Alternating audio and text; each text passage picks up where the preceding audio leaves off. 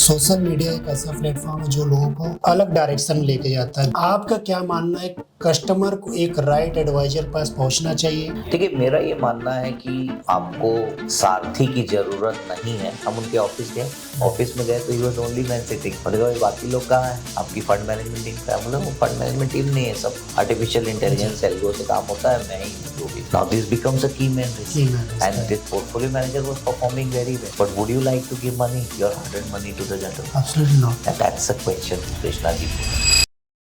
आज की जिस दौर से हम गुजर रहे हैं, सोशल मीडिया एक ऐसा प्लेटफॉर्म है जो लोगों को अलग डायरेक्शन में लेके जाता है। बीइंग लाइक कि चैट जीपीटी हो गया, कस्टमर इंटर कर देता है, प्रोडक्ट उसको आ जाता है, बट डजंट नो कि ये प्रोडक्ट सही है, रॉन्ग है, गलत है, किस डायरेक्शन में जाए। तो आपका क्या मानना है, कस्टमर को एक राइट एडवाइजर पास पहुंचना चाहिए through the right way of direction, जहाँ पर उनको उनके हिसाब से प्रोडक्ट जो चॉइस हो उसकी रिस्क प्रोफाइलिंग करके मिले? ठीक है, देखिए मेरा ये मानना है कि आपको सारथी की ज़रूरत नहीं है अगर आप खुद ड्राइव कर सकते हैं तो। पर अगर आप खुद ड्राइव नहीं कर सकते तो आपको पक्का सारथी की ज़रूरत है। सारथी बोल लो, ड्राइवर बोल लो, जो भी बोल लो। देखिए ये जो है ना, वेल्थ मैनेजमेंट, ये एक फुल टाइम जॉब है। इसमें फुल टाइम जॉब में आपको मल्टीपल लोगों के साथ अलग अलग फ्रेमवर्क में, अलग अलग प्रोसेसेस के साथ अलग अलग इंस्ट्रूमेंट्स इवेलुएट करने पड़ते हैं। अभी AIF में आप देखोगे, इंडिया में, as I talk to you, there are about 1700 AIFs and recently आपने रेगुलेटर से सुना कि इसको फास्ट ट्रैक में डाल दिया गया है। हर 2-3 दिन में आपको एक नया AIF देखने को मिलेगा आने वाले समय में।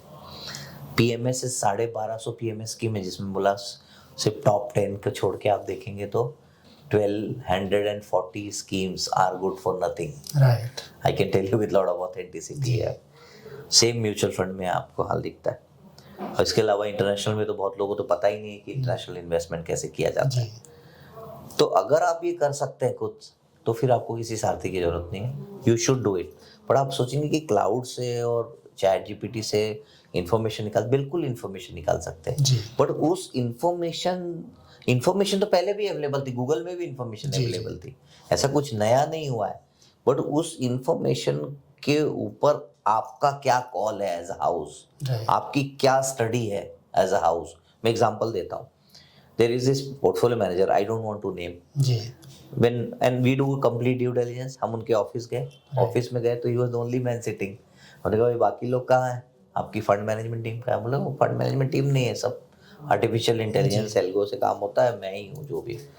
Now this becomes a key man risk, and this portfolio manager was performing very well.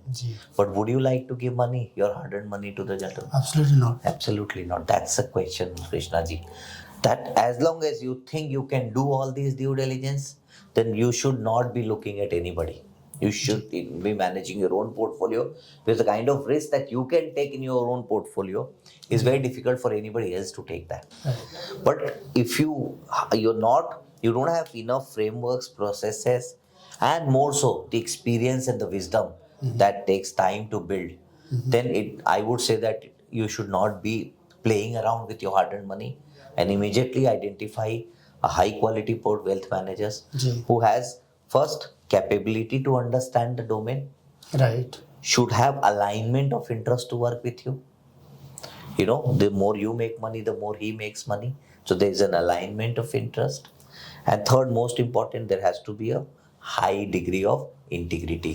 अगर ये 3 चीज मैच हो रही है तो आपको बिल्कुल अपने सारथी के साथ में काम करना चाहिए। मेरा थर्ड क्वेश्चन ऐसा है कि एज ए इन्वेस्टर मैं ऑल पोर्ट से पूछना चाह रहा हूँ। ऑल पोर्ट, अगर मेरे पास 5 CR का इन्वेस्टमेंट है, ऑलरेडी मैंने 2 करोड़ कहीं डाइवर्सिफाइड कर रखा है, mutual fund and cat two AIF।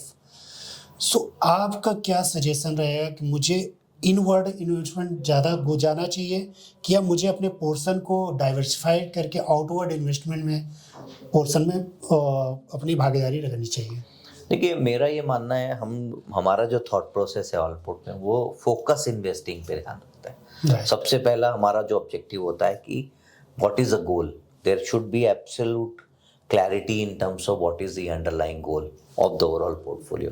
दूसरी चीज हम एग्जामिन करेंगे कि हम जो पोर्टफोलियो कंस्ट्रक्ट कर रहे हैं और जो आपका 2 करोड़ का पोर्टफोलियो पुराना है उसमें डुप्लीकेशन कितना है। Right. कई बार ऐसा लगता है कि हमने एक पीएमएस लिया और दूसरा पीएमएस लिया, हमें लगता है डिवर्सिफाई हो गया, बट अगर दोनों का स्टाइल सेम होगा तो it is a duplication and not diversification. Right. तो that needs to be examined very very carefully.